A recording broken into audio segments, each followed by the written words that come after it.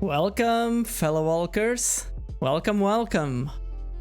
I hope you're doing fine. For today, we have a Kaldheim Draft. This is an extraordinary stream because I'm close to affiliate and it's just that little small push so that I can improve the quality for everyone involved, for you, the viewers. And I want to push that forward as soon as possible, since during the month of January, due to COVID and all of that, I got a bit delayed on that objective. Either way, for today, we have a Kaldheim Draft. The format looks awesome. We did 2 drafts already on stream. And the plan is to continue learning the format, breaking it down, trying to understand where can we improve, and yeah, as the name implies of this stream, it's all about deliberate practice. It's about doing your homework. It's about studying the format, practicing it deliberately, in the sense that you're analyzing what you're doing, you're trying to look for mistakes, all that fun stuff, right? Without further ado, and just before the draft, let me show you something that is a work in progress. I hope to have it ready by the end of next weekend, at least to share with everyone. And yeah, let's start by that. So I've been mentioning a bunch of times this spreadsheet. It's like a spreadsheet where I'm trying to aggregate all the kinds of information that can be useful for someone starting drafting or learning the format, or even log the updates that one has, given the knowledge that one amasses as he drafts, right? So that's the idea of this spreadsheet, and I just want to give you a sneak peek, because we'll likely have a stream around this in the near future, and the plan is for like the next set, we do this before the set goes out. But for now, the just general overview. What do we have in here? Of course, we have all the cards listed, 1 per row. It's actually pretty funny because as you see, and this is a bit delayed because I have my computer doing multiple things at the same time. But the idea is you are navigating the spreadsheet, you jump to a different card, and it updates here. It also updates for double-faced cards. For example, let's check out this pathway, which looks awesome. So it's interesting because you have all the flexibility that a spreadsheet provides you, and still you can see the cards, interact with them, try to understand what they are not. And there are a few things that I essentially will work towards every single set. Let me just check, because I think my cat, she's destroying stuff. Hello, Elsa. Are you destroying what today? Which is like the overall grade. Okay, that is crucial. I think that the grade, it's a bit there's a lot of arguments against it. Like, it's a bit narrow. It doesn't consider the environment where it is. And while all of that is true, I believe that the grade should not live by itself, and it doesn't, because Magic is how's it called? As everyone that watches or listens to the podcast Drafting Archetypes probably already heard a lot of times, it's all about context, right? So, but the grade is still very useful to provide like a sorted order for the cards, right? And that is very, very helpful.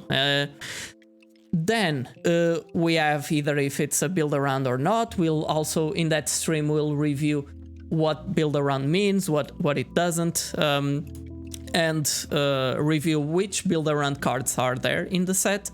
then I typically had a few comments when I think they are helpful to either justify the grade, to explain a bit better how this card interacts with the rest of the set. Hello, Partizik. Well, welcome. Thank you for joining. So we're just starting by reviewing the spreadsheet that we will actually go in depth in a few sessions. From now, it's essentially where I'm dumping all my thoughts some of my thoughts at least about Kaldheim, and I will do this consistently for the next few sets. And I was just explaining what the stream has. So then after the comments, where I explain a bit my thoughts on the card and the information that I gather elsewhere. Craven Squire, hello, and welcome to my plane. How are you doing?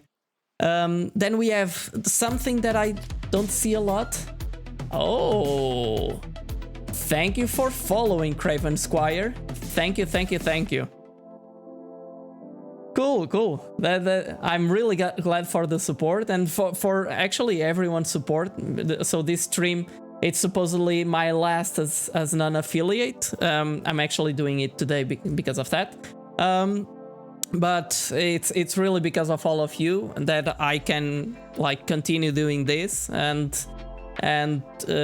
hopefully improve on the stream, on its quality, on the kind of offering that I provide. And the idea is to have a community where we learn together, where we deliberately practice together, essentially, right?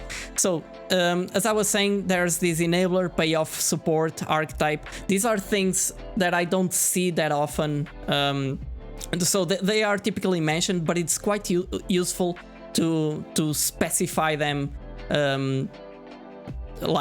set this in stone in a way, because then you can start doing analytics on, okay, what are the statistics for the enablers of this archetype and for the payoffs? And support are like those cards that also fit in the deck, but they are not interacting with the core mechanics of the archetype. That's a bit the idea behind this. And then we have a few other things that are useful for two things, essentially. They're useful for filtering, like I want to see all the combat tricks in the set.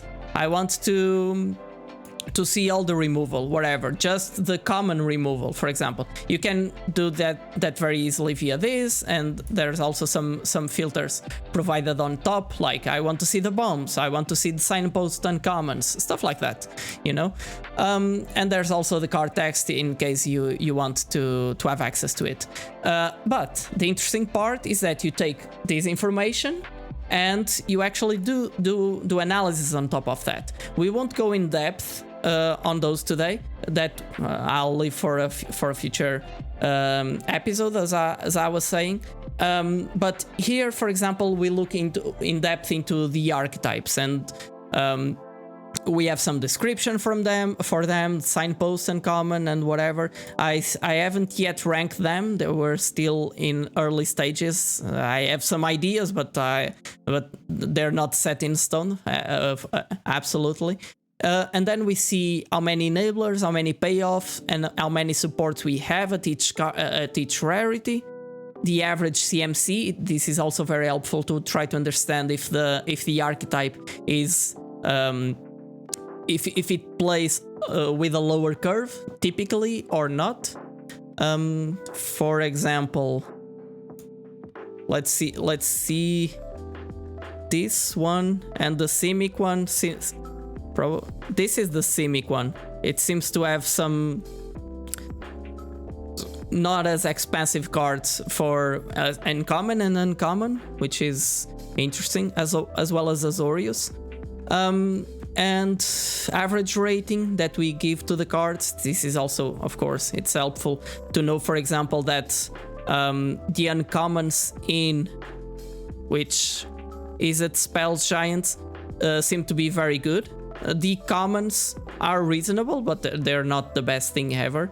On the other hand, we have, for example, this archetype, Selesnya Go Wide, which has some nice ratings actually, but as we can see from the enablers and the payoffs, it's like there's not that many. It's supported, so there are cards to be played on that archetype, but there's no well-supported core mechanic to this archetype. There's essentially, if you think about it, there's the uncommon signpost, which essentially supports the whole archetype. It's an enabler and a payoff on itself.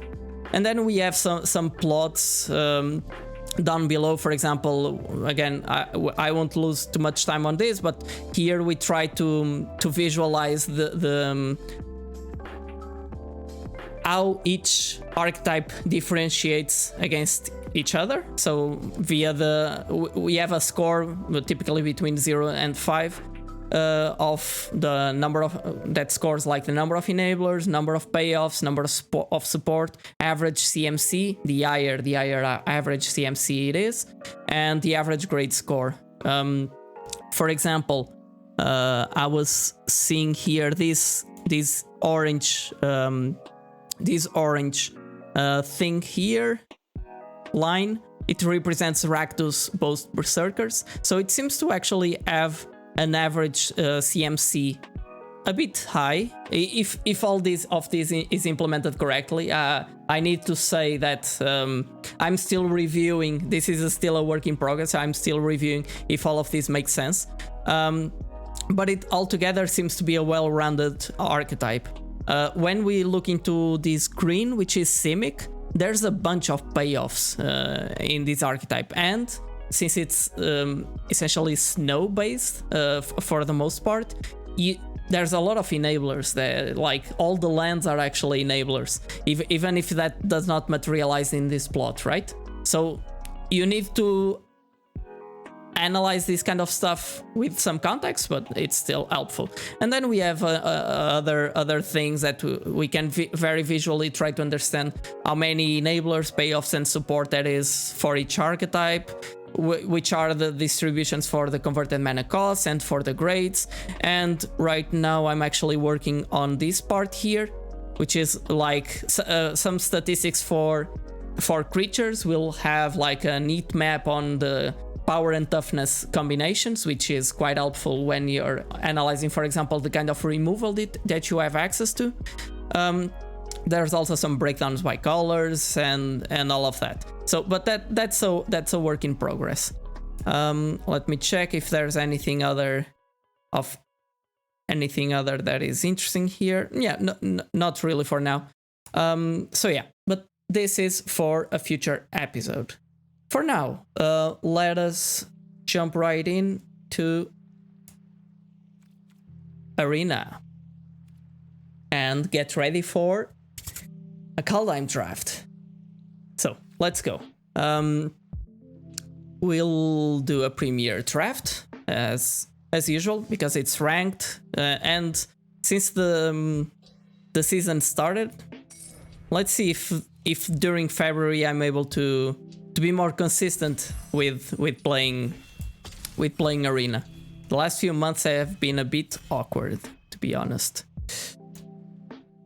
Okay, I'm ready. Let's jump into the other display. Okay. Nice. So, this Graven Lore, it's definitely a nice card. Drawing 3 can be quite good. If you have some snow, you are able to filter your draws, so definitely a valuable pick. Cardur's Vicious Return. So this is a gold card. I'm immediately slightly less inclined to pick it. You may sacrifice a creature. If you do, so it requires me to have a creature on board. I cannot, otherwise it doesn't do much.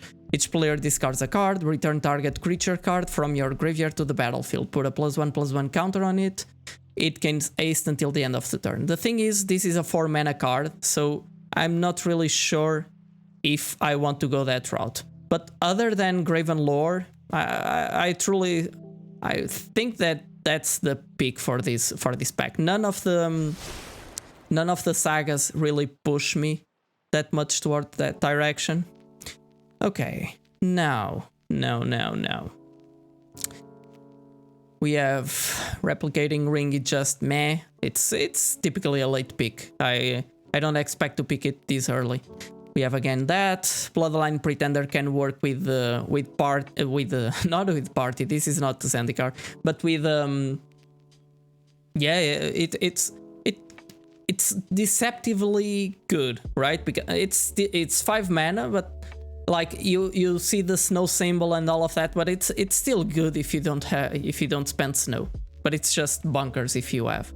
Warren, that's like a payoff for the archetype payoff.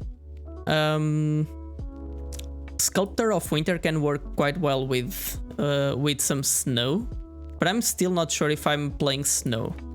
Raven Form, it's a nice removal if you're in the Flyers deck. But I guess so this Horizon Seeker, it works well in multiple decks. I'm not sure if it's the best pick from that pack, but it can work quite well. And you can find cards very easily. As we were seeing, like Simic seems to be a nice archetype to fall into. At least it has a bunch of payoffs and enablers. You get them pretty easily if you prioritize them, because getting the snow lands that you need might not be that easy. Avalanche Color, it's just it has a low floor or a medium floor, let's say, but it has a very high ceiling. And you don't need that many snowlands to enable this. If you have one on the battlefield, that's already very good. Elven Bow is definitely it's definitely interesting. I would probably pick it from this pack. Wither Crown is a nice removal. Frostbite is very efficient removal. Breakneck Berserker can be quite good against all the Fortel decks at draft, so this is really helpful. Oh, I'm glad that that you find it interesting, Craven Squire. I'm truly glad. That's my goal, and I want to bring as many people to the wonders of Limited as possible. Saying that, let me check this Dwarven Hammer. So we can pay 5 and get a 5/1. Jesus, a 5/1 Trampler. Yeah, 5/1 Trampler. Not that awesome.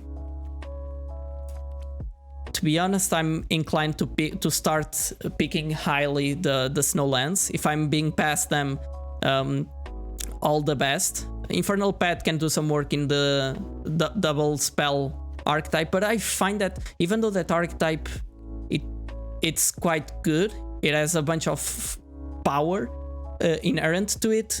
It's not the best thing ever. Like you won't be double spelling that much. That's what I mean. So you will get it to like a 3/3 or a 4/4 if you're really dedicated to double spelling. But like it will either be removed, or since it won't have flying, I believe it does not have flying when you don't double spell, so that's not that great. Jarl of the Forsaken, this is a combat trick that you really need to pay attention to, because it's like if they're playing black and Foretold and they're attacking with a small creature into yours, you're getting Jarl. You're getting Jarl.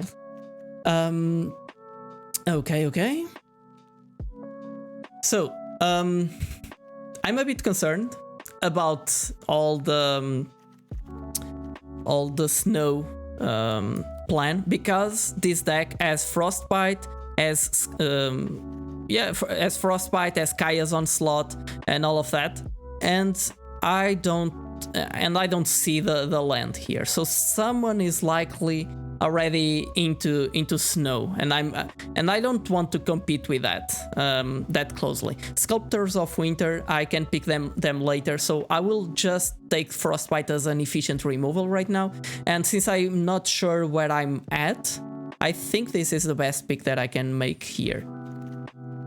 Okay, we're being past some snow, even though it's red, so not really that interesting, but still quite helpful. And we're also seeing, we're not seeing that many signals, but still, Gold Mod Champion and Starheim Courser, those are two pretty decent white cards. I will pick the Starheim Courser because it works better with blue. In blue, you're typically a control-ish deck that if you have enough flyers, you can go even a bit more aggro. But Starheim Courser, I think it works best there.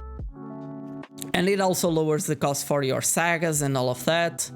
And we ultimately can drop our early picks. It's a bit unfortunate. We don't want to fall into that. But still, the blue, I expect to be able to pick it on pack 2 at least. We're not seeing blue right now, if you notice. But yeah, I'm happy for that. Other than that, since it's relatively early, I want to try out this Battlefield Raptor, and I actually in the spreadsheet I've put it as a build around, because if you start equipping this and protecting it, it's just crazy. Okay. Raider's Scarf is nice, but not the kind of things that I want to be playing right here. Raise the Draugr. I think this is late for a Raise the Draugr to be floating around. Still on our colors, we're not seeing that much. We're seeing some red, but I don't believe it's good red. Dual Strike I tried it out, it's very clunky. Let's pick a Skornefki, because it has synergies with the kind of deck that I'm trying to play. There's a Snowland. There's a blue card. So Simic is relatively discarded right now. I'm either playing, so now it's between blue, white, and red by now, according to the signals that I'm getting. Wardon Blast you can get them pretty late. People are not prioritizing it that highly. It's good in a Flyers deck, but I don't expect to see that much payoffs from it. Okay, we're seeing some green here, but like this is an enchantment that +2/+2 and reach. It's fine. It's for prevention against flyers. There's a lot of flyers in Kaldheim. Jaspera Sentinel is not that good, and then there was the Veil. Some black. These drafts sometimes are pretty awkward in the early format, to be honest. This is a nice card if I'm playing black. This is typically better if I'm equipping stuff. Valor of the Worthy. This actually works quite well here. For example, if we equip the Battlefield Raptor with this spell, and for some reason I ship away 2 or 4 damage from my opponent, and they destroy it, I get another flyer on its place, so I can resume my plan. Giant Ox, such a payoff. Oh, Halvar. I want to put this Sword of the Realms on my creatures. Creatures that are enchanted. So this of course works best on the dwarves deck, because you'll typically end up with a lot of equipments. This is enchanted or equipped, so it can still do stuff in this deck. Maya is a very nice card. It's a powerhouse by itself, so if you manage to pick it early and find yourself in a Selesnya path, it's great. There's this enchantment, which is okay. You can from the graveyard get another aura from the graveyard back to your hand and replay it. So if it wheels, I would be fine with it. There's Doomscar Oracle. I would also play something like that. Yeah, and this creature, it requires, we saw it in the previous pack, it requires you to go heavy on this kind of effects, right? You need to, on snow, I mean. So that's not really our place. We don't want to compete on that front, as we discussed. Depart the Realm is definitely a nice card for this deck, as well as Mist of Litiara. Let me just check if we have a bunch of removal. And if we manage to pick some snow lands, we might still play Avalanche Caller. Like if we get 3, 4, something like that at least, we might still play it. But again, Battlefield Raptor, if you manage to get a bunch of them, it can work like wonders. But if some of those blue cards wheel, I'm truly happy. Whenever you cast your second spell this turn, create a 1/1 white spirit creature with flying. So this pack is quite interesting for us. We're not doing that much Foretell yet, but this color pair typically falls into that route. We will also pick Code Spell Cleric is nice, it's fine in this deck. Mistwalker, it's a good role player on the majority of the archetypes blue falls into. Snow Covered Island, it's still early to pick cards like this, but a Warhorn Blast, we already have one. We'll likely only play one, so I would say it's between these 4 cards, which is the kind of playset we want to be in pick 3. The Nico whatever, it might actually wheel. Okay. Carfel Harbinger, this makes our spells cheaper, our Foretell spells cheaper, which is something I'm happy to. But Code Spell Cleric, well, we're not doing that much Foretell, as I was saying. Undeath Tamer. Yeah, I feel like you're always changing your name, man. How are you doing? Welcome. We're drafting the new set. So I'm picking this Code Spell Cleric because it works like wonders with our Raptors, okay? I really want to fly over my opponent's creatures and get them dead as soon as possible. It's a nice... I think it's a nice goal for a Monday evening. Starnheim Courser, well, this also makes our enchantments cheaper. We don't have that much removal right now. Raven Form is the kind of removal that you might want to prioritize. And actually, I think it's the kind of removal that I will pick right here over Starnheim Courser. Let me check the creature count. We already have 12. We have 3 non-creatures. So, and I feel like if I want to keep on attacking, I need to do stuff. And since I'll have some flyers around, this Raven Form can do some work for me. It works well with both kinds of Azorius decks, right? It works well with the flyers and the more control-ish Foretell kind of deck. Mistwalker is a very nice card. We already have a bunch of cheap plays. Well, actually, we found our place just fine. So I wouldn't pick the snow-covered plains right here because I think it's between Mistwalker and Code Spell Cleric.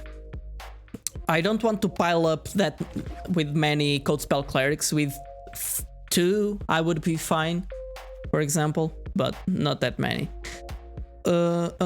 Run Ashore, it's a very expensive card.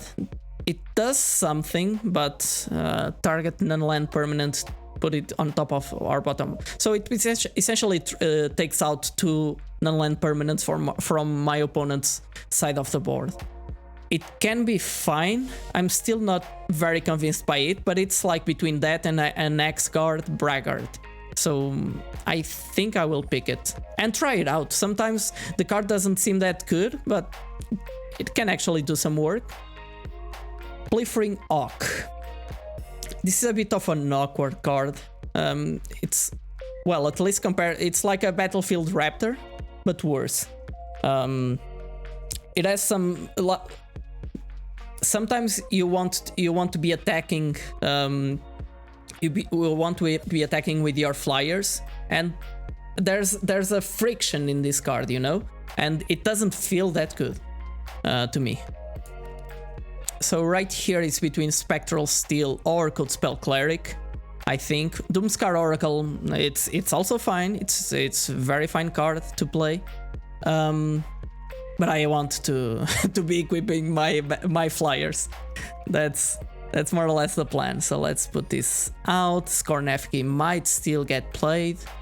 Okay, so this is pack 10. This is after wheeling. I'm happy for seeing Mists of Litiara and Depart the Realm. Depart the Realm. I still think that since this also works as it's sort of removal in a way, but it also works as a combat trick. Well, it's kind of both. Okay, now see, we willed both. So let me think about this before we move on.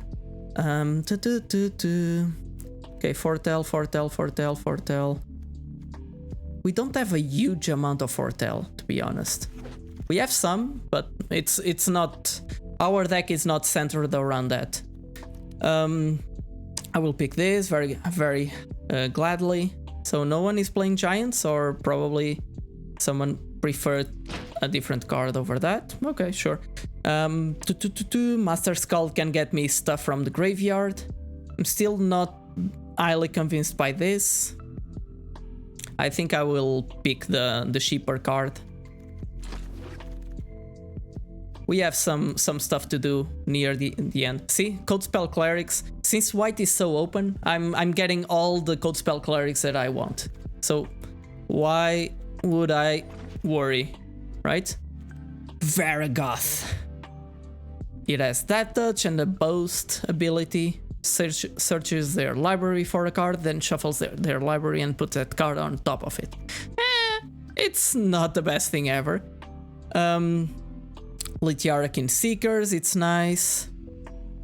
We don't want to pick this. Jesus, this pack is not the best thing for us. So do I want a Story Seeker?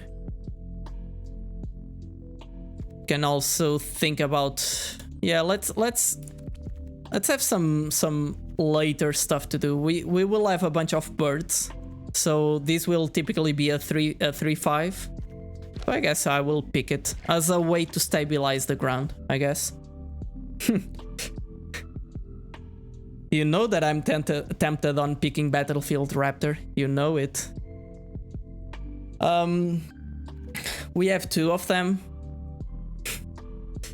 Shall we do Battlefield Raptor tribal deck? Probably. Coldspell Cleric, it might wheel. Rally the ranks. It would be a nice card for our deck, for birds. We would name birds. This would be awesome. Let's try to find a Battlefield Raptor later. The Usher of the Fallen is also quite good, but it doesn't really do that much on the kind of deck that we have. If you're able to pump your 1/1, that's good. But it's not the best thing ever. So I will have a bunch of creatures.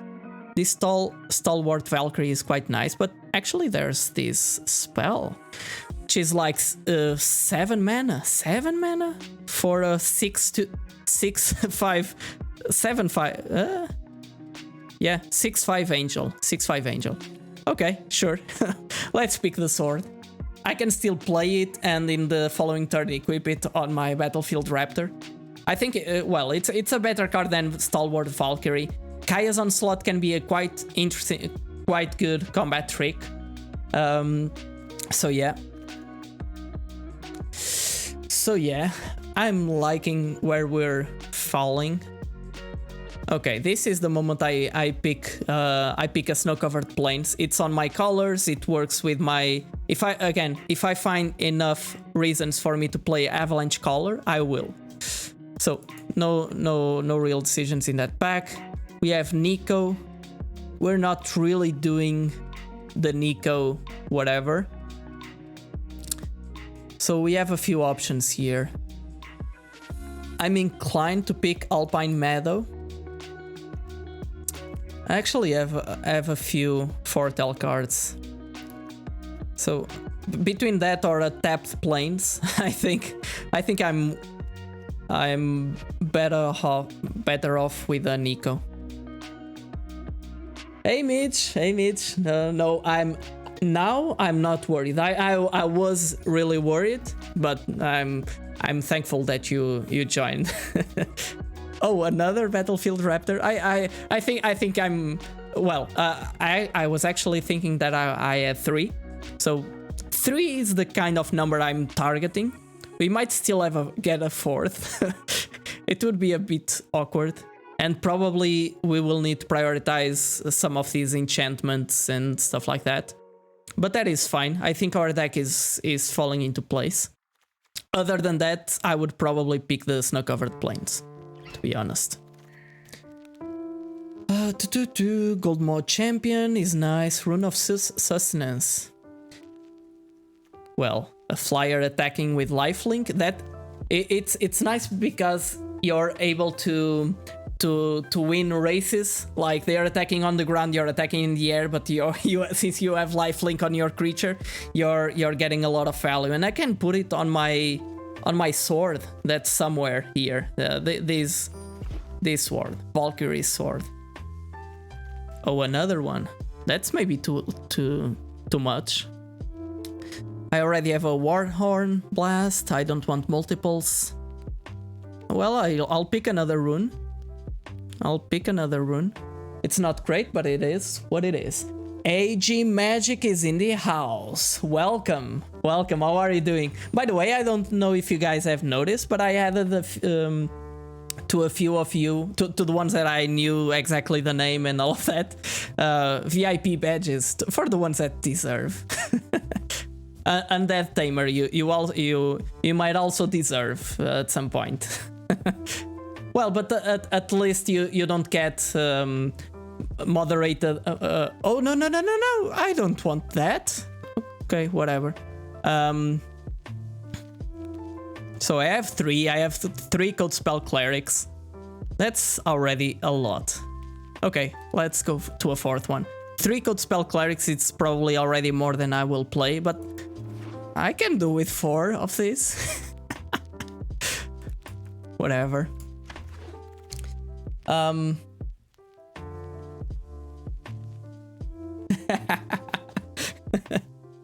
You deserve it, AG Magic. You all deserve it. Whatever, I won't play any of these, so whatever. Okay. Sure. Revitalize. Funeral Longboat. I won't play it. I won't. Okay, another life linker for the ground. Okay, we don't have that much blue, I believe. So let's see how we fare. 52 cards deck, okay, that looks just fine. Okay, we'll probably need to drop a few things here. Alvar, I will play the sword essentially into one of my creatures. Actually, it's even better equipped on ground creatures because they will trade, but I will get the creature back.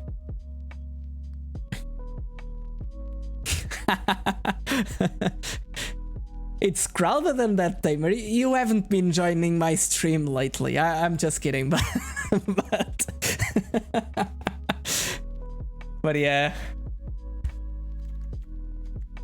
Gold Mode Champion, it doesn't have great synergies with what I'm doing because I won't typically be attacking with it, but it's still a nice creature. So let's put to the side. Let's first look into my mana base and try to understand if we should play it differently. Let me push this into the expensive expensive side of things.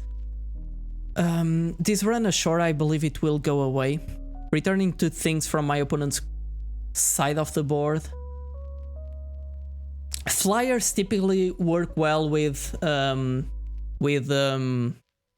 tempo, this kind of tempo spells.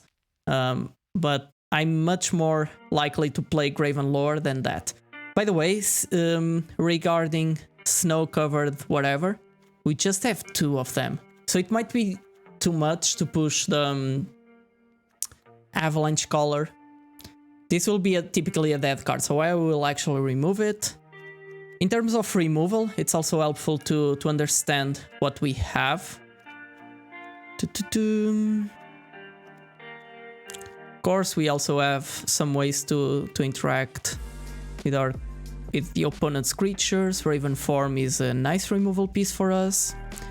Nico, I'm not sure if I'll play that.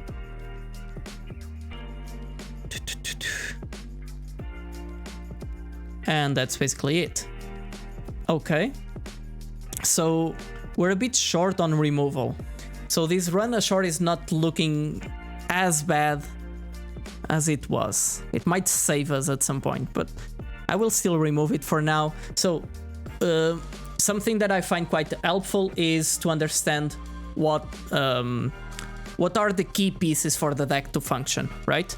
So this Corn Effigy, it has foretell, but let's see how many foretell spells we actually have.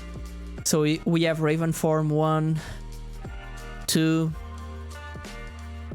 3, 4, 5, if we want.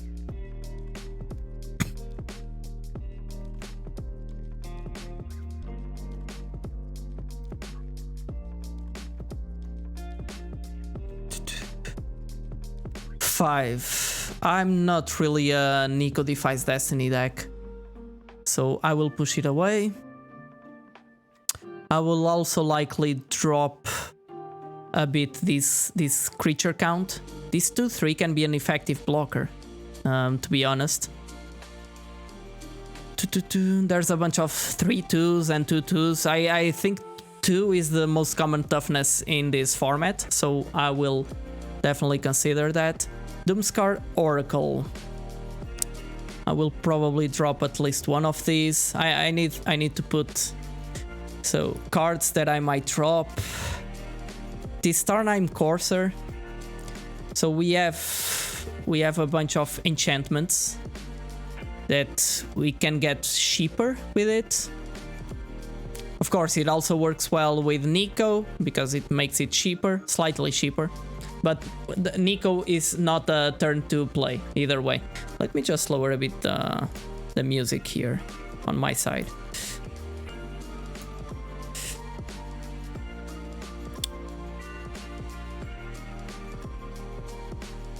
Okay. So we want to play that. Wardhorn Blast. Do we really want to play this? Do we have that many flyers that we might want to attack into my opponent? Yes, we do. World Mod Champion. This is quite strong. I might leave this turn to play. So regarding these cards, I'm happy. Baskir Shieldmate.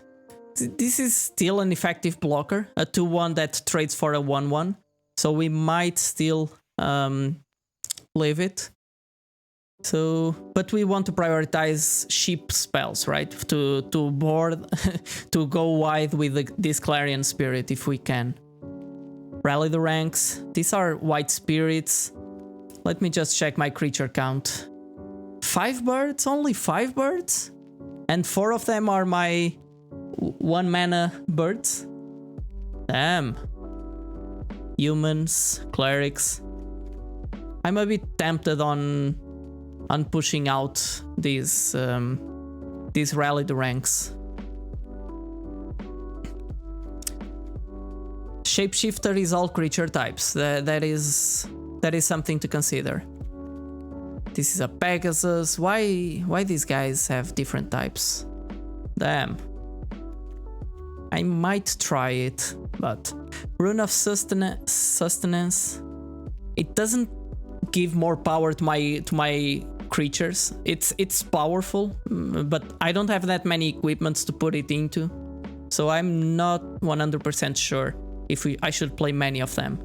Still, there's a nice thing about some of these white enchantments, which is they convert into either card drawing, which is the case for actually all runes from all colors. But there's also this spectral steel that you are able to get a different aura from your graveyard. But so I have a bunch of auras, 4 of them right now, and 1 rune. So this gets me an aura or equipment. This is an aura rune. Okay, Code Spell Cleric. As I was saying, 3 might be too much, but double spelling is quite nice with Clarion Spirit. So I think I will go... I will leave that. 46 cards. Let me actually drop these. I need to prioritize other things. Story Seeker, I will drop. I will also drop these 2.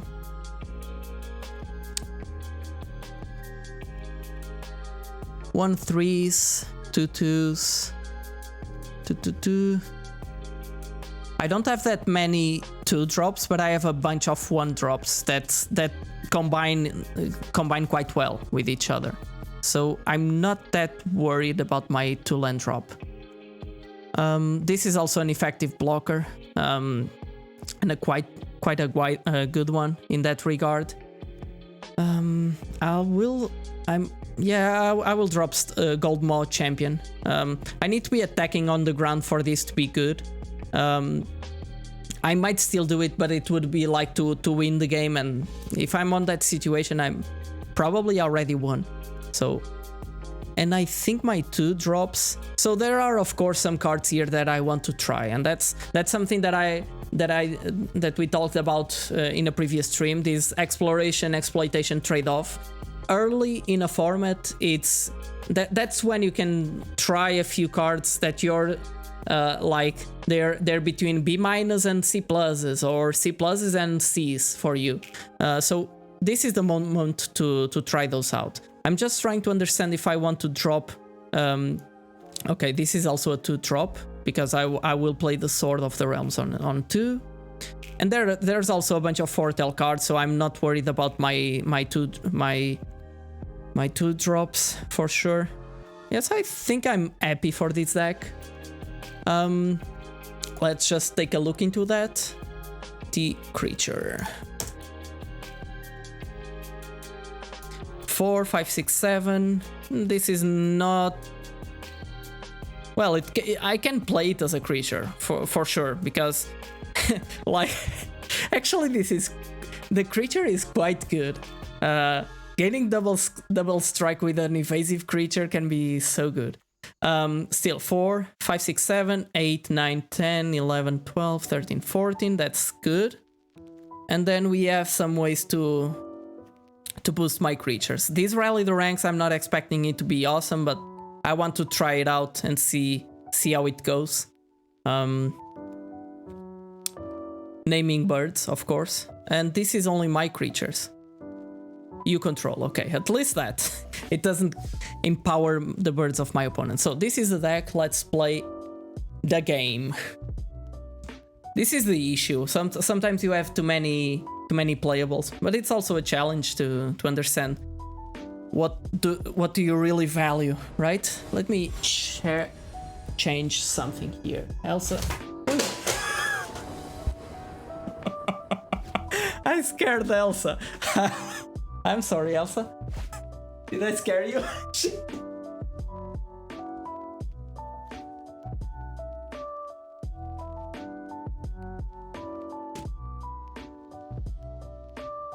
Oh, Jesus. She was sleeping behind my laptop, and oh, I touched her and she got so scared. Okay, we can foretell Augury Raven, and on turn 3 Augury and Code Spell Cleric. That's fine. This is definitely a keep. I don't need to play the planes right now. Are you okay, Elsa? Did I scare you? Whenever you cast your second spell. That's nice. So let's see how can we sequence this. If I foretell this, since my opponent did nothing this turn,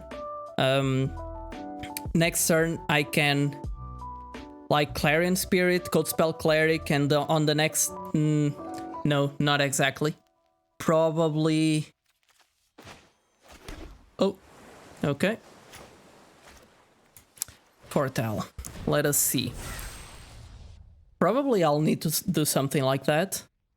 I will get the flyer, but I wanted to equip the Valor of the Worthy on the flyer.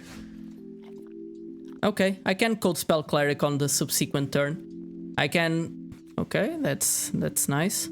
I can Clarion Spirit when you cast, so I think the trigger will go on the stack. Yeah, I think so. So I need to play the planes right now, and let's see. Let's start accruing value. Yeah, I'm really close to affiliate, actually, AG Magic. I'm streaming today because of that. Oh, I should have both planes. Okay, I was distracted. I was distracted. I had such a great start before me. Okay, sure, no problem.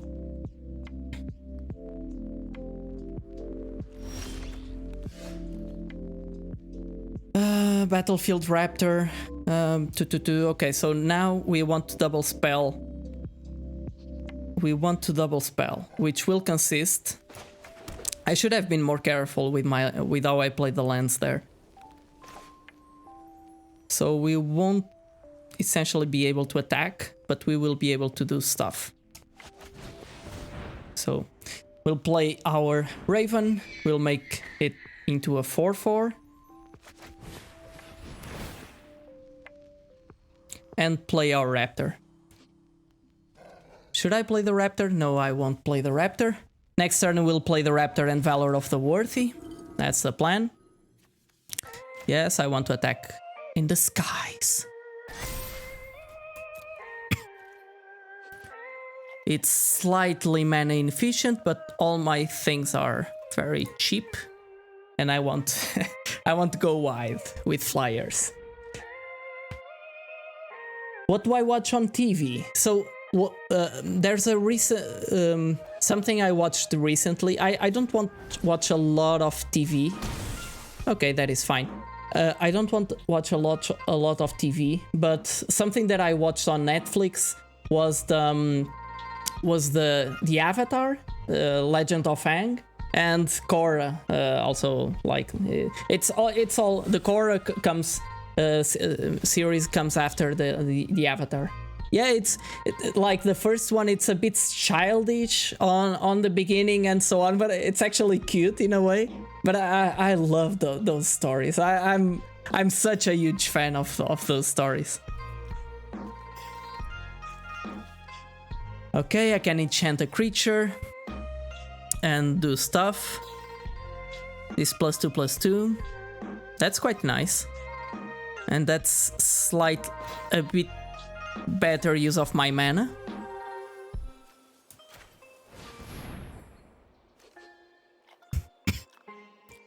Will you do something, opponent? No, you won't.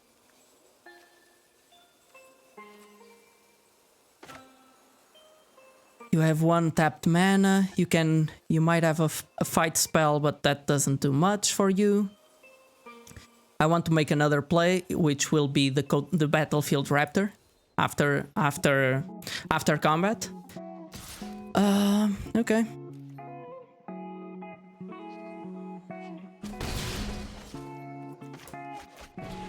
This is my second spell.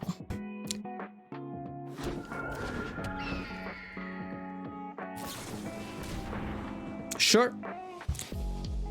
You behold the multiverse while I kill you, opponent.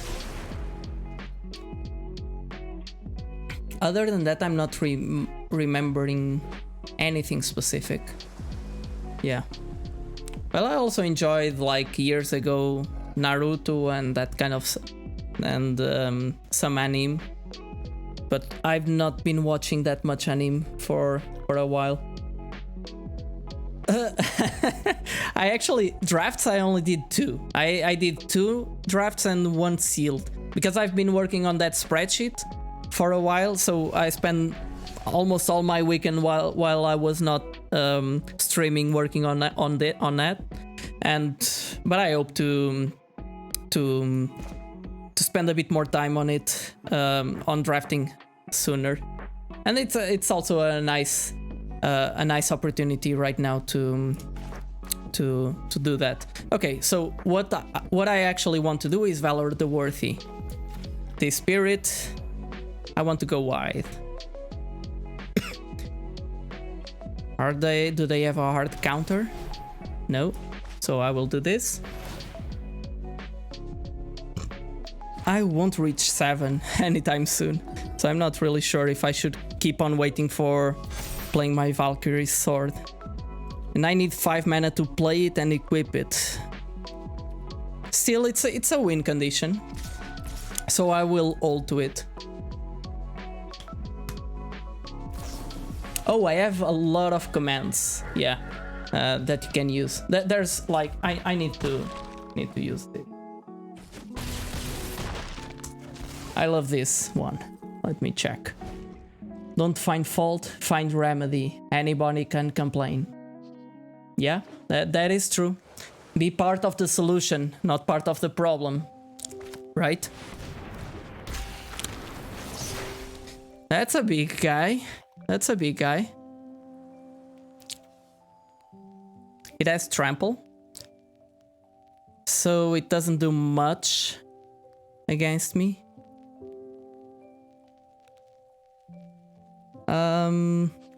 Or I cannot do much on blocking it, I mean. I will take the 6 right now. Okay. Now we can play and equip it.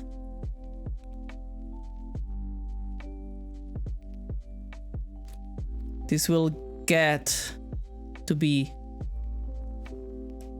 3.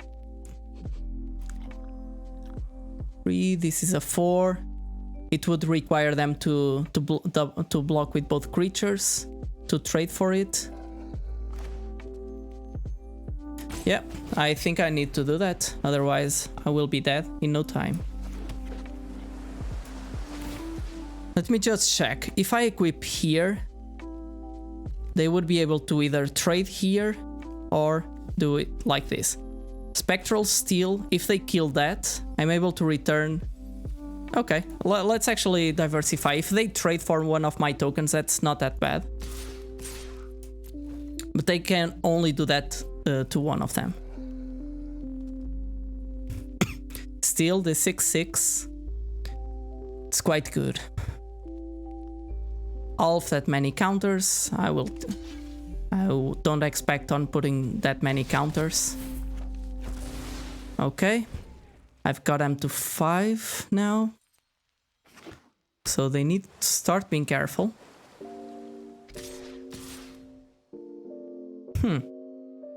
Might they have something? They surely have something.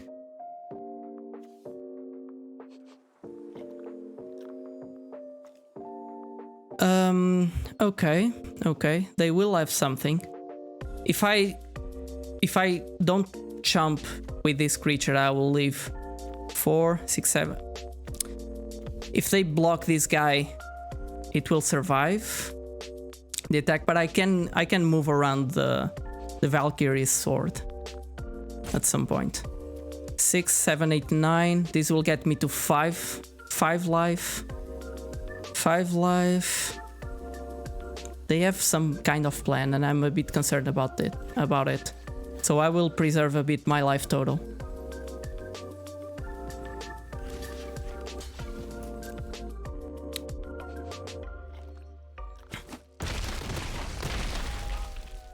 These creatures aren't doing much for me right now. Okay, so that's it. That's what you had. Okay. Let's Let's fill in the board. I will play creatures this turn, and next turn I will just kill them dead. Cyclone Summoner, so that's what they had. It makes sense, it makes sense.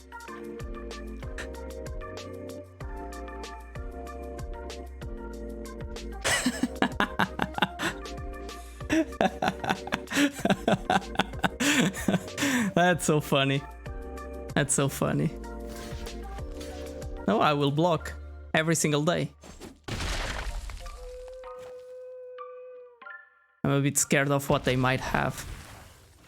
That has double strike? What happened? Oh, no, no, no, forget it. My creature has oh, Jesus.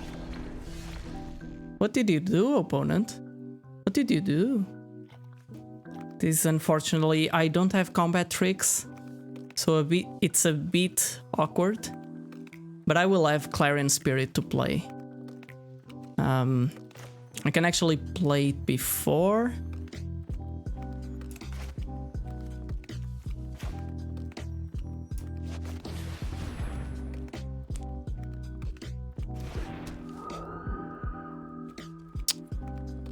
Unfortunately, I can only play one of my auras, but I will play this one.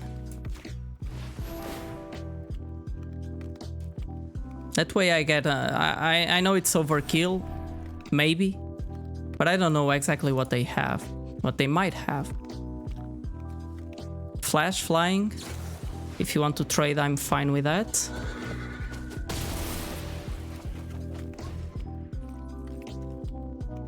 Okay, I can return an aura, but I have none.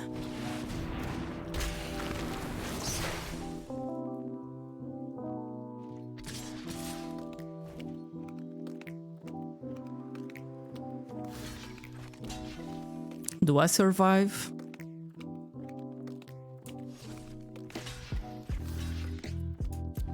Jesus. This is pretty insane. You're at 1 life. Am I able to win now?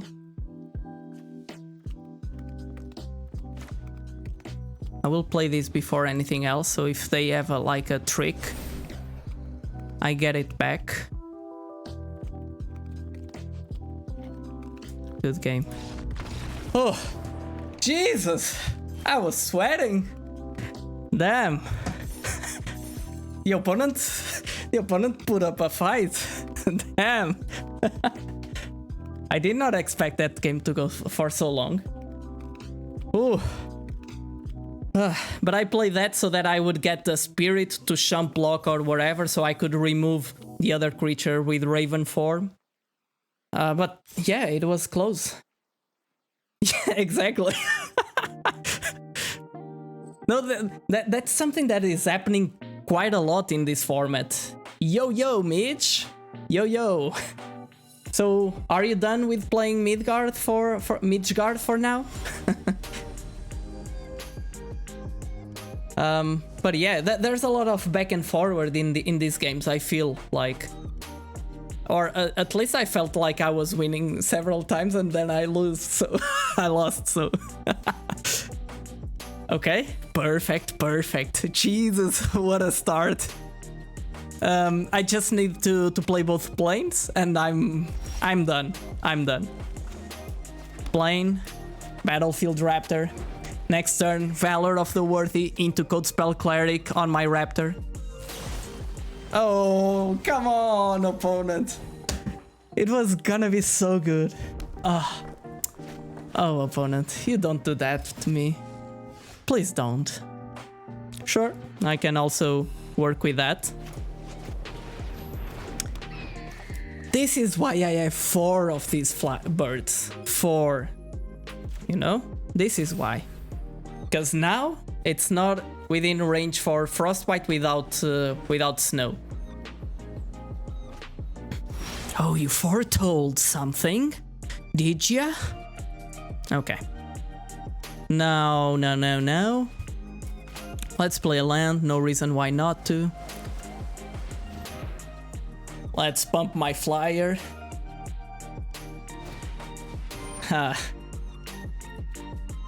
Always the same thing, so I will foretell? No, sure.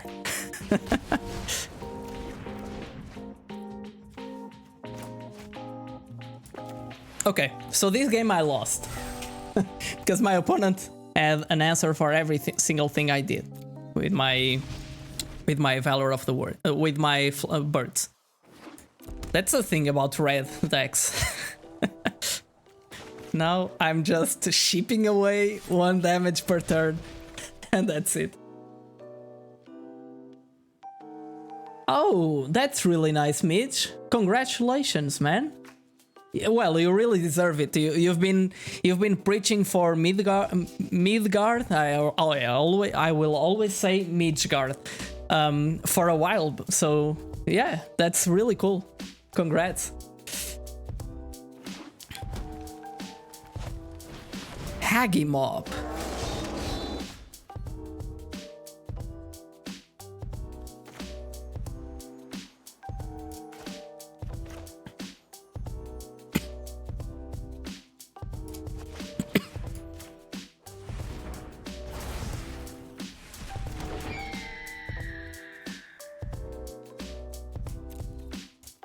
Whatever, I'll attack. If they want to trade, that's fine. They are hoping to equip this on their creature, but I have a surprise for them. A 3/3, which is bigger than a 2/2. How do you like that, opponent? Well, they probably do like it because a 5 mana mammoth is really, or actually even he might have played it for 4 mana, so Jesus Christ, why Wizards? Oh Christ, what am I doing here? Trample, that's just great. Why did I play the land? I did not need to play the land. Well, I guess if I draw more lands, I can trigger this more times, so I can trigger it 3 times after they declare blockers. So 1, 2, 3. I already had mana for it. This is so bad. I need to run. I need to run my opponent.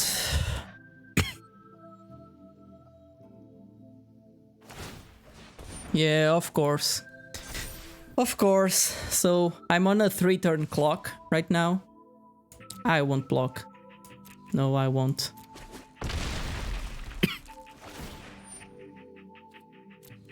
Sure, more mana, as if you needed it, opponent.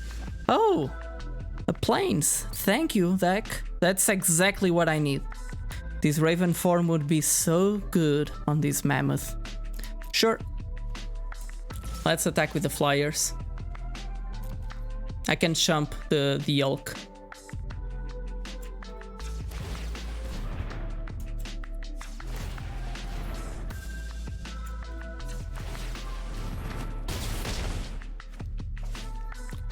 Well, opponent, I can win such a race if you're not careful. Well, actually cannot really. Oh yeah, that does make some sense because the creatures are like the rares are very good. The creatures are there's not a lot of synergies among commons, for example, as there was in Zendikar Rising. So if you have a broken rare, yes, you're winning the game every single time. So they gain themselves a bunch of life. If I block, I'm dead either way. So if I attack, I'm dead. So I'm dead. Whatever I do, they can jump block, whatever. Good game. It wasn't really a good game, but I can do a thing. Okay. That's just life. That's just as if Magic did not have enough variance. They throw like a huge mammoth in the mix. 5 mana, 6/5 trample. do stuff. Mammoth, sure, that's fair. Okay, but let's keep our spirits high because we're just 1-1 and we have plenty of matches to go.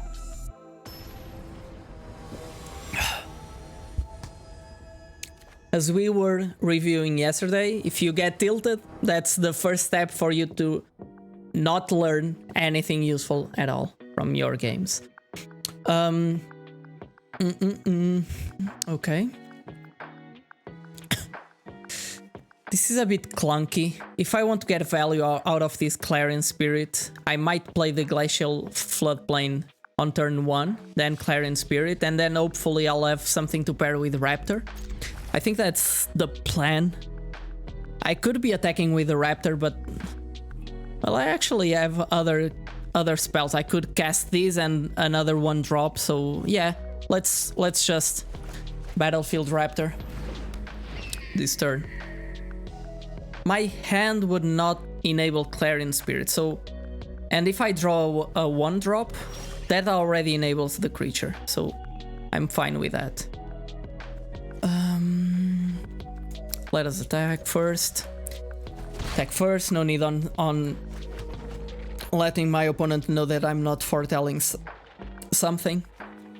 Well, I could have foretold my Warren Blast, I guess. Yeah, still not possible to double spell this turn. Okay. Well, now I can play an untapped land, for sure. Next damage. Damage. Yeah, let's put this on the battlefield. My opponent will likely play something. Black even has that flash guy. But it costs 4 mana to play from the end. Okay. So now that I play the Clarion Spirit, I have a second drop to make. So if they cast a second spell, it would need to be on my turn to have any relevant effect. So I'm fine with that. I have a bird, I have a spirit. If I play this, I will unlock Litiara Kinseekers. So I will play this and foretell Warren Blast, I think. Okay, before anything else, let's do this. Yes, next damage. Damage.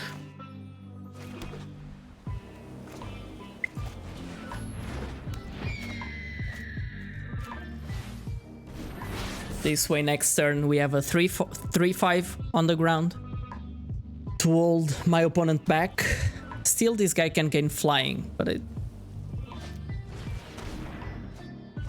Okay. Now I don't. At least I protected my Warren Blast.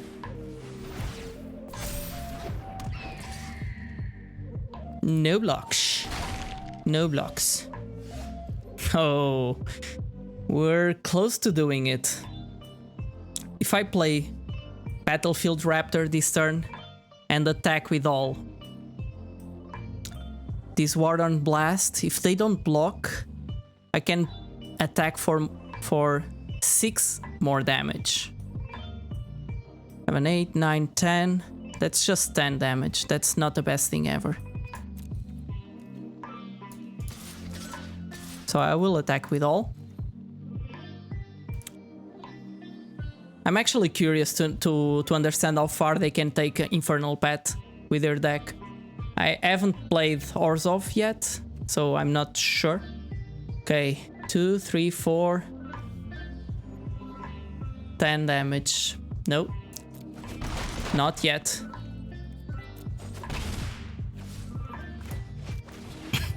Yes, opponent, this is Raptor Tribal. This is Raptor Tribal.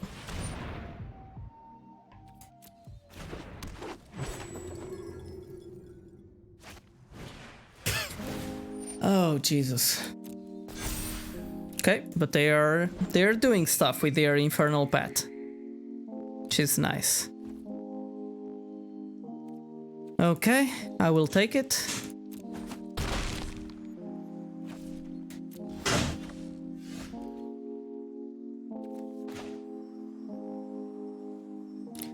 +1/+1, it still dies for the Kama's Faithful.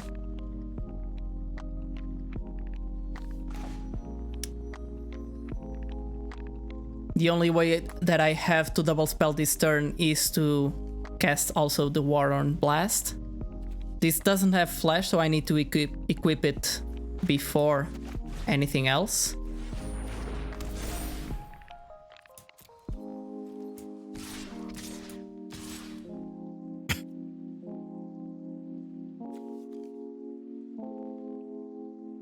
I will attack with this too. Just because this will be the second spell of this turn, I will get a flyer, and it will be hard for me to get additional flyers later in the game. I think I gain more from the card in killing one of their cards now.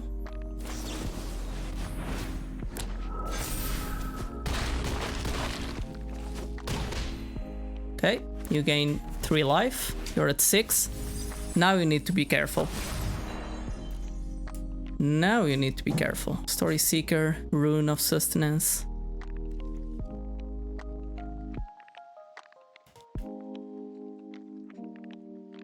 Let us see.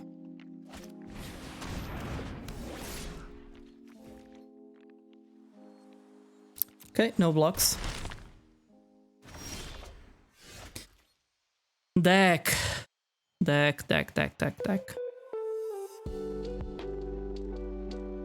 Your life linker was a bit bad for me.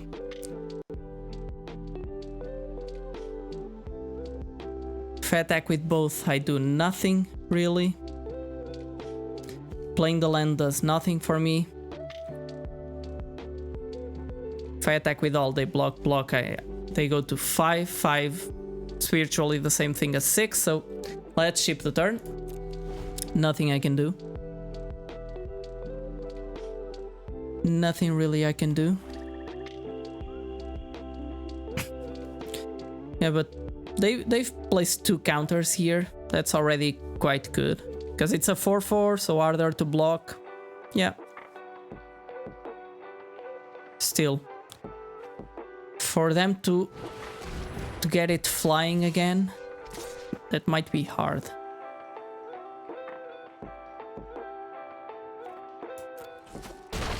I will go to 5, no problem. More lands. Okay. The deck doesn't want me to win this game today. Of course you do that. Yeah. Yep. So if I block like this, I'll go 3, go through.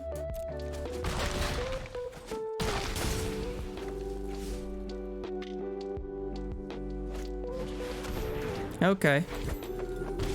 Yeah. That's that.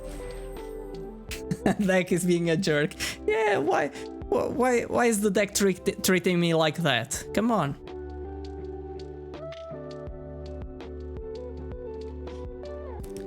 Yeah, all the removal floating around makes it so the enchantments, the auras, I mean, are good or are reasonable, are average, slightly better than usual, I would say. But with all the removal floating around, it's really hard to make use of them very effectively. Well, that's life. That's life. We did not have that great of a start. There was a minor valued play that I could have done instead, I think. But, well, it is fine. 3 drop, 3 drop. This is not really a 1 drop. I will also keep it. I need to keep it. Need to keep it. Hello there, opponent. How are you doing? Arden. Fearless pup. So now I don't have a turn 1 play. I won't play Code Spell Cleric. They might boast. I will take 3. I can use it on turn 4 if I draw a land. Come on, but if I play this like right now, it will just be bad for me. It's actually Codespell Cleric, the +1/+1 counter on Mistwalker is quite good. They have a play, okay. Because it's like 2 additional power, at least you get 2 additional activations of it. Okay, you're playing that early. I think that makes sense. You might even be playing with 16 lands or something. So, Mistwalker. Even if you boast, you're kinda screwed, but if you equip, you're fine.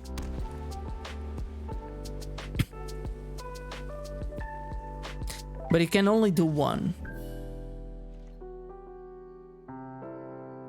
They have a combat trick, right?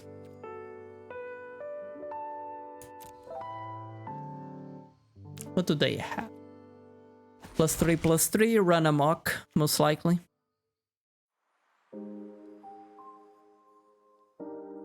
Run amok. Okay, you foretold a card.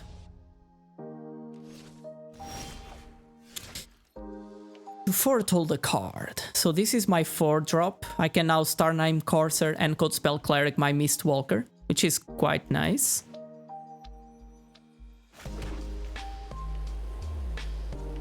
Quite a nice sequence that I want to see. I need to do all of this before combat so that the +1/+1 counter most effective.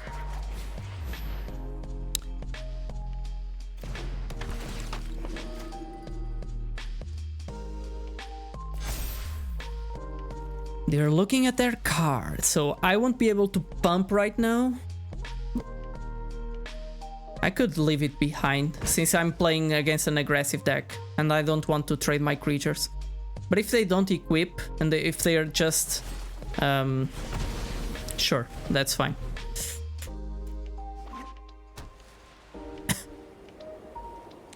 If they don't equip, I will block.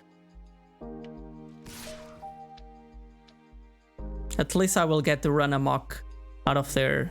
It has first strike, so... Go figure. But... Okay. I won't actually block due to first strike. You're not equipping. You're casting the foretold card.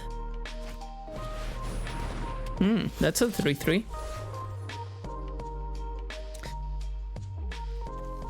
So I can spend my white mana on the Mistwalker and I can still pump it once. So that's what I'll do. I'll do this. I will actually... He's a creature, he's an equipment. Oh!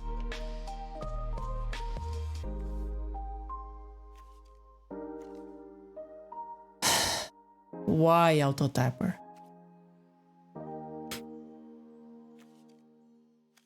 Sure. Okay, I will still be able to foretell this removal, so that is fine. Relatively fine. At least I gain 3 life. Let's foretell cards. Okay. Now, next. If we draw an island, it would be great. Our Graven Lore would be a really good play here. I don't have ice counters, but 3 cards. I'm still happy for that. That's a 5/4, yes. It will get Raven Form next turn, most likely. So you attack, opponent. You attack, please do. No, please don't.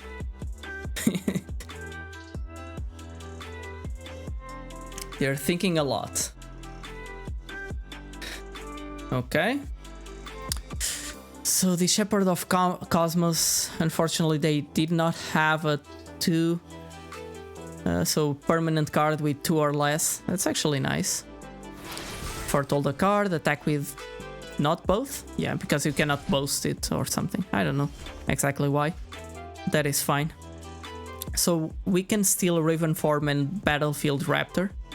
If we need to Raven Form this as early as possible, I would say, to negate, or not, or actually not. I can take 5 damage. I will gain right now 4 life, so they're essentially doing 1 damage, so it's fine. I will save the Raven Form for later and not give them a blocker. So I will attack. Pump once, because I can only do once.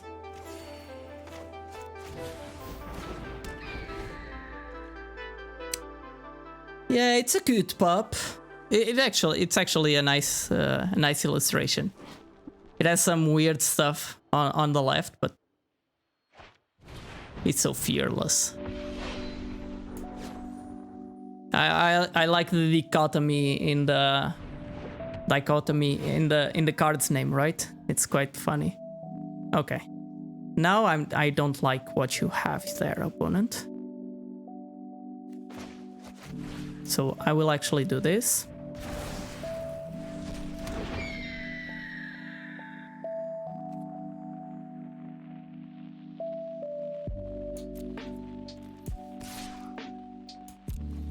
I will still gain 3 life.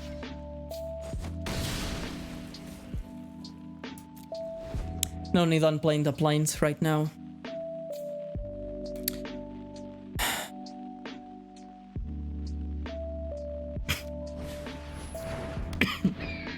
Okay, that's another jump blocker. Jesus. So, 3, 4, 5, 6, 7. They have a bunch of stuff going in there. I still have some equipments.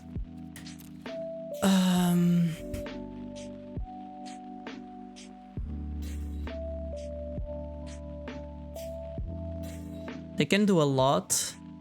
So if they double block, they need to double block with this, and I can trade this creature for their 2. I will lose the rune, but I will get a flyer from the Valor of the Worthy. The Valor of the Worthy, this flyer won't get through because of the Battlefield Raptor. So I'm not really positive that we're in a good position to attack. So we won't.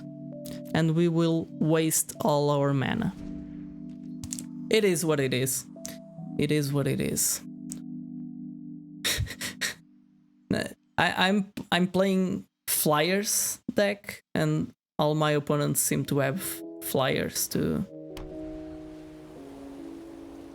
counteract my maneuvers. Okay, they won't attack. At least I don't expect them to attack. They can equip, for sure, which is bad for us.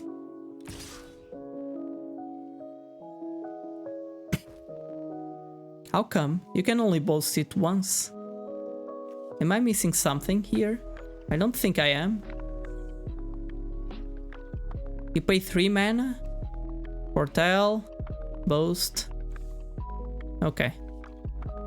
I'm not sure if you understand how boast works, opponent. Maybe I'm the one not understanding how it works. Okay. That's now a 3-1. And now damage resolves. Oops. They were just trying to understand how it works. Okay, so I will give my birds. Birds. Yeah, I have huge birds now. Doesn't really matter. So, if now I attack, I can only use this once, but I have 7, 4, 3, 4. So I can still pump this once. And I need to do this before they actually equip the Valkyrie sword, I believe. So if I double attack, they will likely... If they block like this, I'm golden. I'm truly golden.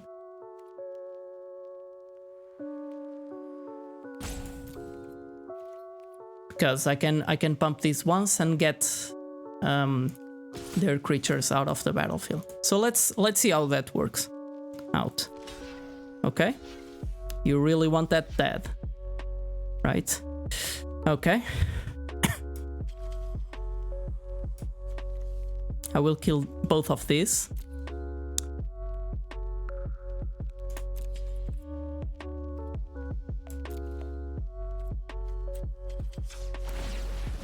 And get another flyer.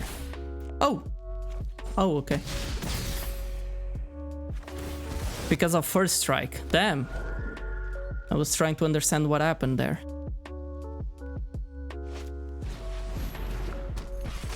Okay, that guy gives haste. Now I need to cast this. I need an island. Damn. That's an effective blocker. Nevkins, hi! How are you doing? Welcome. Usher of the Fallen. I don't really care about my Codespell Cleric. I don't want them to be boasting every single time I do they attack. Jesus.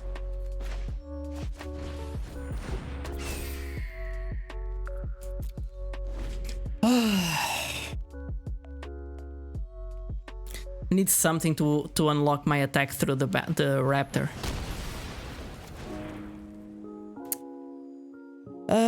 The snowy day.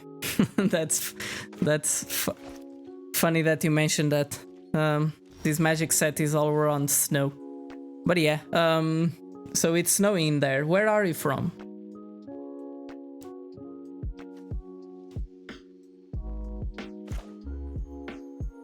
Okay. Get a blocker on the ground.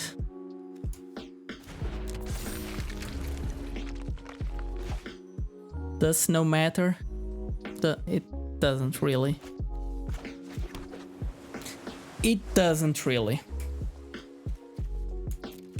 Still, I gained a bunch of life from my Rune of Sustenance, so now I just need to shield for a bit. Okay. I guess that counts as a win. I won't complain. I won't complain. But they had 22 cards, I had 19. Well, I might attack on the ground. Yes, an attack on the ground would be good for me. Okay, sure. I wasn't even considering that yet. But I guess it works.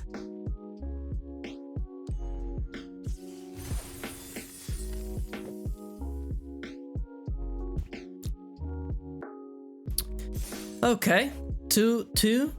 Let's make this at least 50%.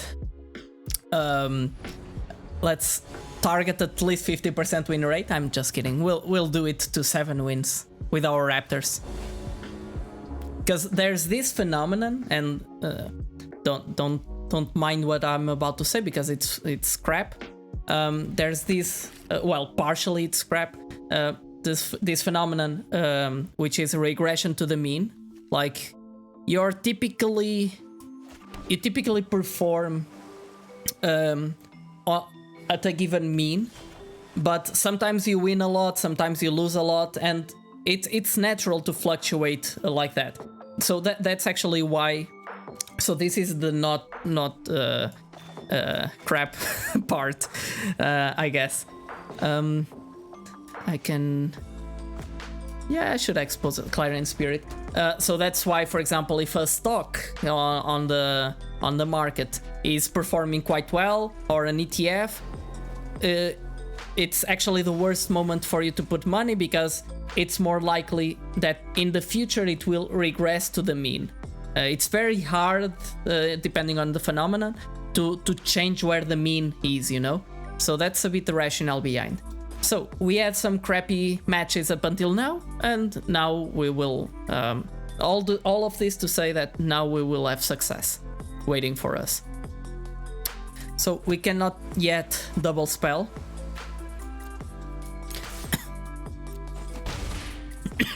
They're foretelling stuff. I will foretell my stuff too.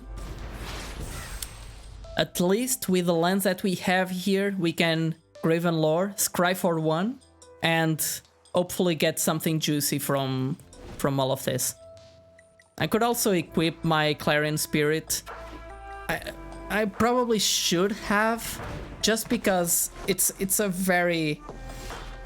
It's typically, it's already a target. It already has a target on its back because it's a good way to accrue value as the game goes long.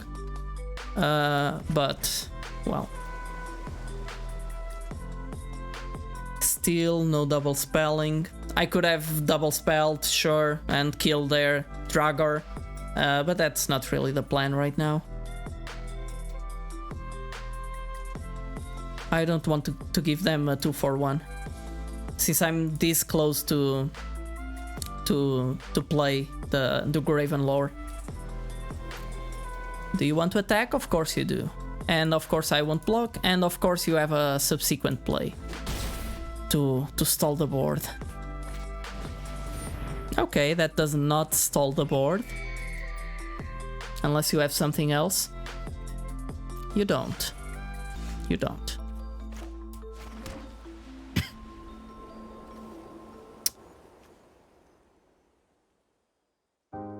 Let's put my opponent into a bit of pressure, I would say.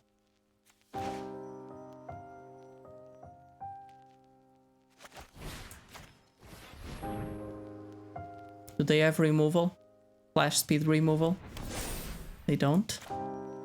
Okay. I will spend this turn just putting a bunch of stuff on the board. I'm doing this before combat just to prevent them killing my Clarion Spirit for some reason. To the top? Oh Christ. I don't like to see that. I do not like to see that. Okay. Next turn we can Graven Lore and maybe, just maybe, play something. We can double spell next turn. If everything goes well. Okay, they do nothing. That's a Battlefield Raptor, which I'm happy to play.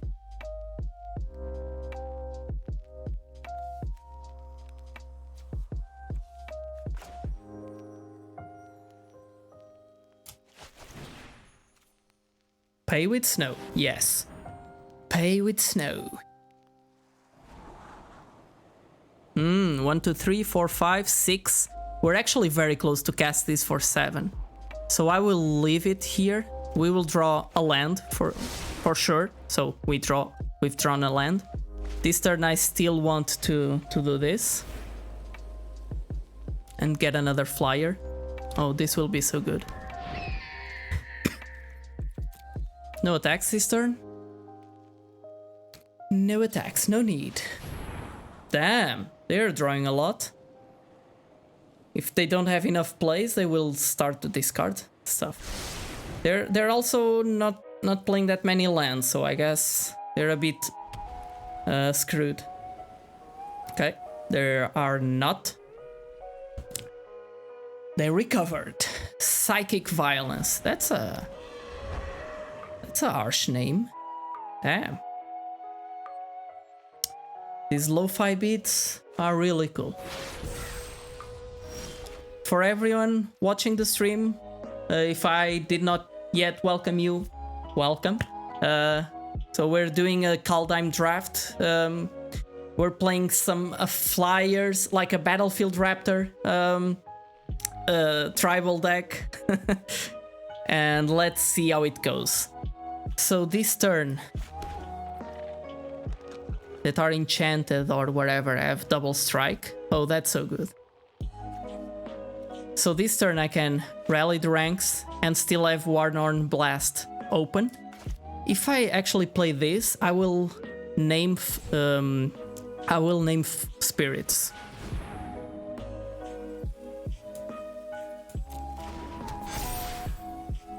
Yeah, they're more or less dead. So I will attack. Should I attack with this? Yes, I should. Of course I should. Oh, I will attack with everything. If this guy wins me some life, gains me some life, that's already good. Gain, win. Sometimes I confuse those two because in Portuguese they're like the same word. Okay, so they're double blocking my raptor. I can kill one of their creatures, given that. If I do use this, I will deal. Oh, but this will trade. They will still have the flyer, so... Oh, I don't have enough mana. I have enough mana. Oh, okay. Forget it. I will leave this in the front. This with Alvar on the battlefield would be great, but I have plenty of late game. And they're at 1 life. I didn't even do the math properly. So I guess this is what the deck was made to do. And I'm liking it.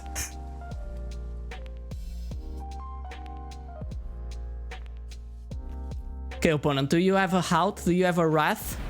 Even if you have a Wrath, I have some nice cards available to me. Do you have enough? Can play these on my Clarion Spirit or something. Or it will gain double strike. You may attach or equipment attached to a creature you control to target creature you control at the beginning of each combat. Okay, that's good.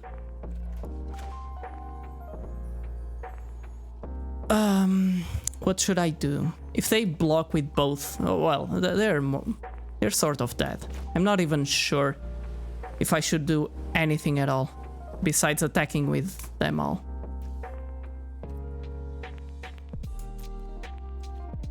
Yeah, let's attack with all and see what they do.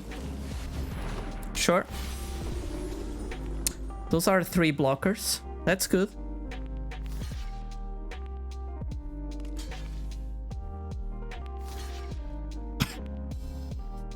Good game, opponent. I like this, like, opponents that respect you and you are able to respect them. That's so healthy. That's not always what you get in Magic, but I would say it's the most typical situation, the average situation, let's say. I don't want to overcome it. So 3-2. Let's go for the 4th win.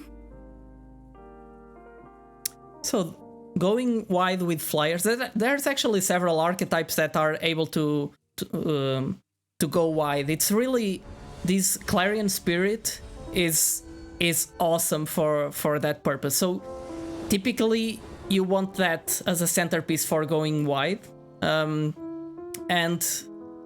the thing is that also incentivizes you to play cheap stuff, so something to consider. This is not a great start, but I guess I need to keep it. This is limited after all. Okay, now it's a great start. Now it's a... Well, it would be even better if I had 2 planes. Because now I don't have a 1 mana, whatever, blue source to play.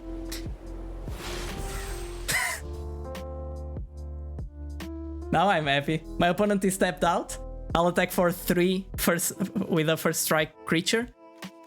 These colors have some removal, but I don't expect that much removal.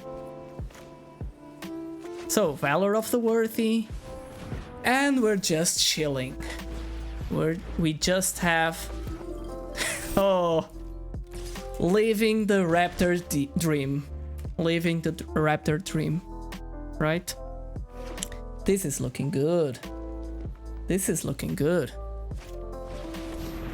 Yeah, that's just a 3-2 on the ground. I don't really care. So let's start playing our islands. We want to have enough islands for our Graven lore, whatever.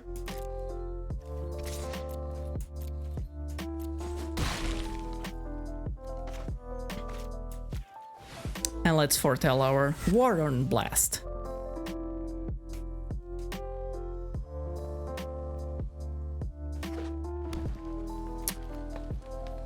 Still, this card can help them grow a bit. Oh, they have removal. They have removal. Damn it. Still have a 1/1 token with flying that I can use. Can make their creature be quite small with this. Still.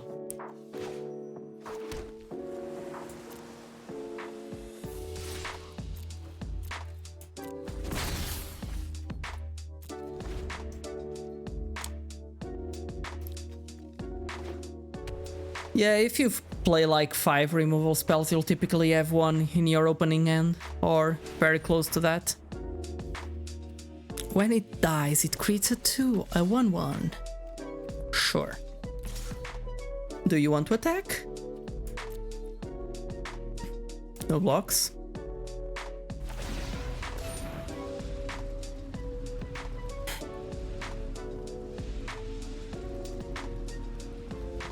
Sure, that resolves. I'm just thinking if I should put the Miss of Letiara on that creature. Probably not. It will attack for 2. Yeah, I should. I should preserve my life total.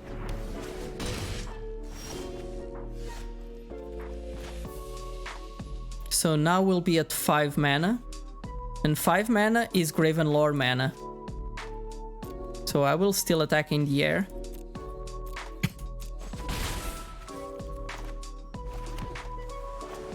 Oh, that's an instant. That's an instant. Okay, sure. It's so expensive. For some reason, I never expect that these expensive spells are actually instants. Nice, nice, nice.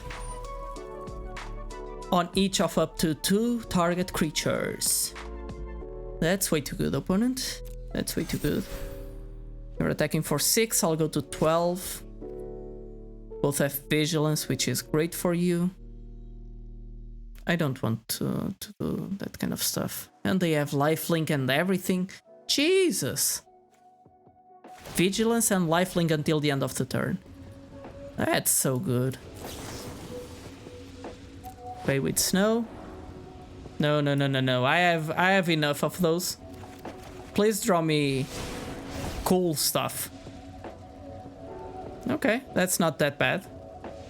The issue is they have lifelink until the end of the turn. So, Jesus, that hurts. That hurts. Now, what I can do is play Clarion Spirit and Letiara Kin Seekers. Do I want to do that? They're at 18 now. But I need a blocker. I need the blocker. I'm saying if I play this, I'll have 2 spirits, so this will be a 3/5, which is great for me, at least. Not that great for my opponent. I know I won't double spell, but I don't unless they find rich creatures, I can still double spell next turn. This is a nice flyer for me. So I will attack.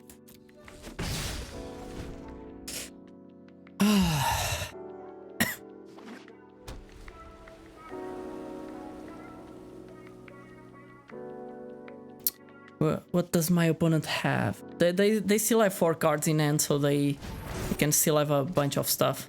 Okay, so that needs to be blocked. It's a 5/7. I will put the cleric on front of it. Okay, they're drawing a bunch of lands, but I guess they need them, probably.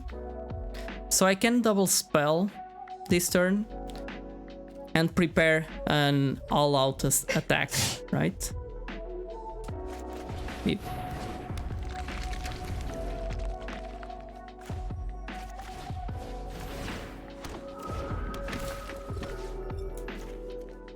Sure.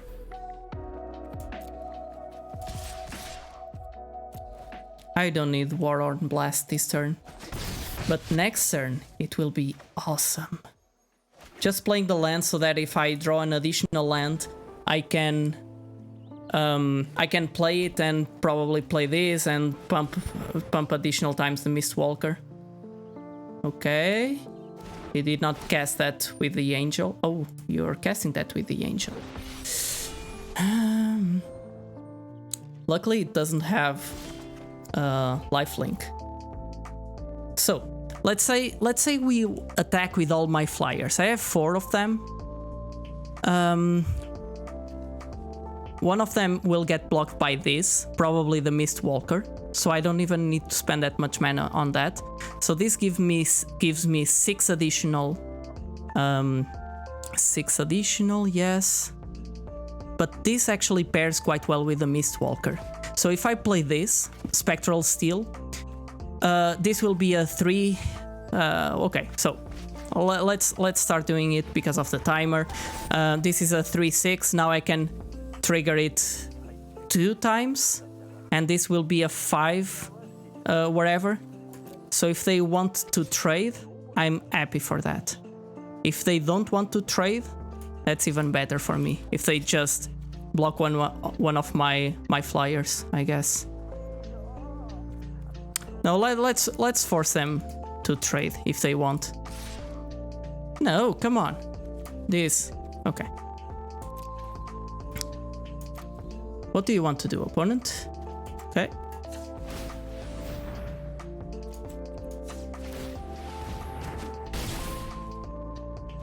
Now they're in much closer range for me to attack next turn and win with the Warlord Blast, unless they don't have the land that gives lifelink and whatever. So yeah, that has lifelink, no blocks. Sure. Do they have a spell that kills me now? Okay, they do not. Jesus. I'm in a pretty bad shape, if you ask me. Well, they have 2 flyers. If I attack with all, so 1, 2, they have 3 ground creatures for 3 ground creatures from my side. So it's not really worth it. So I can cast this. No, it won't be like that. Well, it's actually the same. But if I attack with all, and since I'm at 2, if I don't win, I'm screwed. So let's say that they block like this, and they block like this. 1, 2, 3, 4, 5, 6. 6 damage is not enough.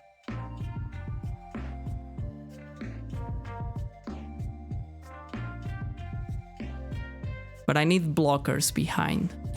1, 2, 3, 4, 5, 6.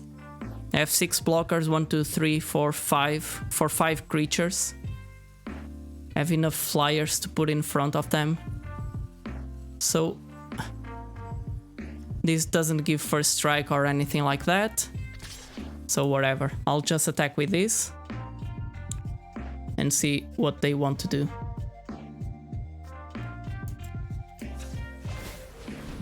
Now I need to survive.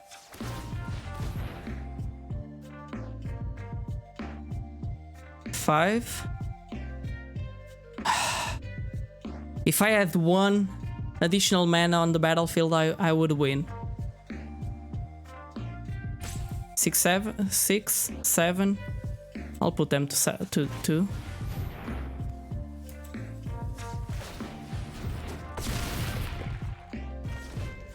This guy equips stuff like wonders. It's really cool. Okay, that guy has reach. That guy does not have trample. Jesus. This is an intense game. And it's always like flyers against flyers. My opponent had no flyers, and they got 2 out of nowhere. So yeah, you should prioritize at least some ways to deal with flyers in your decks, because Jesus. Okay, choose blockers. Of course I need to block. I will actually double block if they have. So if they have whatever gives trample, which is not likely due to the colors at flash speed. They have the double strike spell, so I guess this is just a free attack from my opponent. I will just let it be like this.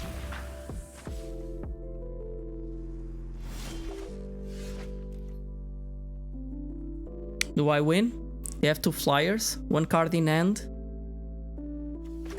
Let's see. Well, it's now or never.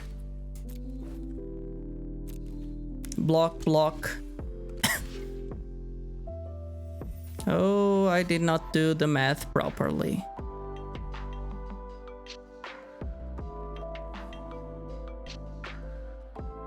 That guy has reach, and I just lost the game.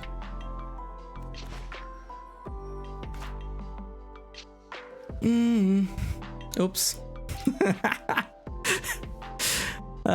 This is cool. So flying, I can still kill that creature if I use.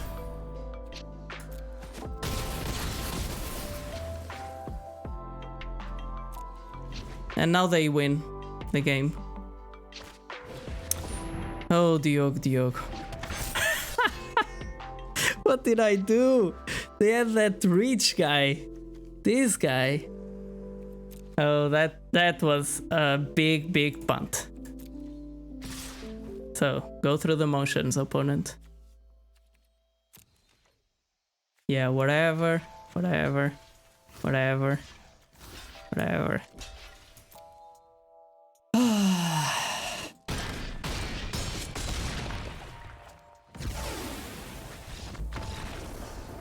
I'm not sure if I could have won. Maybe. But I lowered my guard like hell there. I should have just attacked again with my blue guy.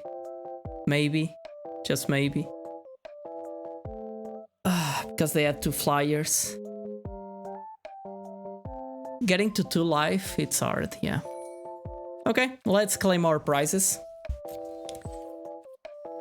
Now it doesn't show the animation of getting the packs, so let's actually open the packs on stream just to look. Oh, this is so nostalgic. I was playing Zendikar Rising like last Sunday, so but whatever. This is actually, well, you can play it to help fixing your mana, but in Zendikar Rising it's not that typical for you to be splashing stuff, because the cards in your colors are typically very good. Well, Zagreus is something that you would splash if you would be in one of its colors, for example. That was such a bad play. Archon of Emeria, this is some standard play, or some constructed play, I guess. Or so. Okay, these are actually the mythic wildcards. These are the ones that that you need. Roost of Drakes. Crawling Barons, very nice card. It's typically a bomb in limited if you manage to use it. Okay, that's nice. Vengeful Reaper. This is a really nice flyer. Damn, this is huge. It can prevent attacks from your opponent like no one can. Okay, another one. I'm glad they seem to have increased the rate for drawing those rare wild cards. Okay. Cool stuff. So that, yeah, let me change the view. So that last game left me thinking that I will definitely rewatch it and try to understand if I add an out. I definitely misplayed there. Even because none of my creatures had reach, had trample or whatever, so I couldn't do that much, I believe. Still, sometimes playing on the defensive is better because that's where you have the most advantage, I would say. Okay, but it was an interesting draft. We got to understand a bit better also how these flyers go wide-ish Azorius deck works. It's not the best thing ever. I think I get the feeling that playing control with some early or control-ish deck with some mid-range stuff works quite well. You saw it several times. We had some nice starts, but early removal and it really clogged you from doing much with your board state. There's also something that doesn't work that well with this deck, which is the all those enchantments, even though the auras, even though they bring some profit to, like, they have some nice payoff when they get out of the battlefield, they're a bit, that payoff is a bit clunky depending on the situation, so it's still a 2-for-1 typically. So that strategy doesn't seem to be the best thing since sliced bread. I've been finding that foretell decks that you just skip some of your early plays and you have some finishers is very good. If you open bombs, play the bombs because you will win, typically, generally speaking. But yeah, that's it for today. Once again, thank you for everyone that joined. If you're interested in this stream and you missed some part of it and want to rewatch, this stream will go to YouTube in the next coming days. Thank you, PartyZeke, for watching and for being there, and sorry for you having to watch my big punt that last game. I'm truly sorry for that. But yeah, if you want, I'm just kidding. I'm posting this video on YouTube too, so if you want to watch there, just feel free. And well, if you're watching this on YouTube, because I tend to forget to consider that, thank you for watching. Do that stuff, like leave the like button or press the subscribe button, press the like and leave a comment. I think that's how YouTubers typically do, right? No, I'm just kidding. Do whatever you feel like you should be doing. Thank you once again for joining me on this journey for learning, and I hope to see you next time.